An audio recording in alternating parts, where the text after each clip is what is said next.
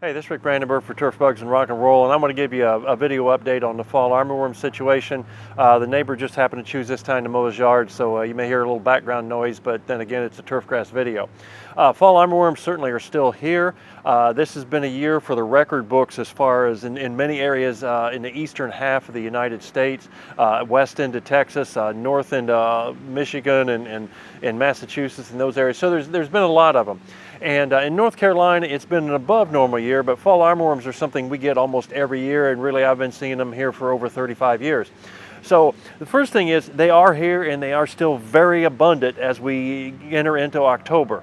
The trap catches where we actually monitor their moths, trap catches in September were actually higher than they were in August. So that means the populations are even higher, the populations for moths to lay eggs, the potential for even higher larval outbreaks are there. And the key word is the potential. So don't think that the problem is about to end. There's the potential that could still cause us lots of problems. That's really important. And the numbers this year are much higher than they were last year, even in the southeast where we consistently see this pest. So just keep in mind they're still here. Cooler temperatures mean they won't eat quite as voraciously, so it gives you a little bit more time. If you see them, you don't necessarily have to treat within 5 minutes. You've got a little bit of grace period to go back and treat them.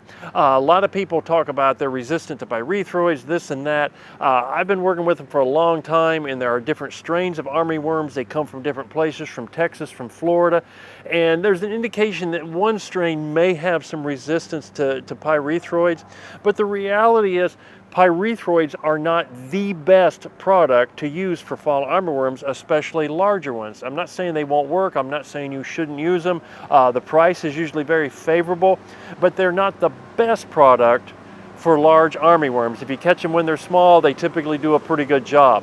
So just keep that in mind. When you get a frost, the problem's over, because this is a tropical pest, and that as the frost line moves further and further south, they'll eventually retreat all the way into South Florida and South Texas.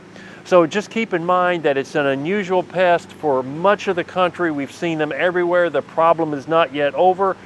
You can use a variety of products. I would not use high rates of aceleprant or anything right now, because you don't need long residual control. You just need to knock out this remaining flight, this remaining last hit of these before we get cold weather and a frost. So keep that in mind. Keep after them, keep watching. Once we start getting frost, this problem will be over, and I know for some of the southern areas that frost is still a long ways off. The neighbor's mowing right next to me right now, so hopefully you can still hear me.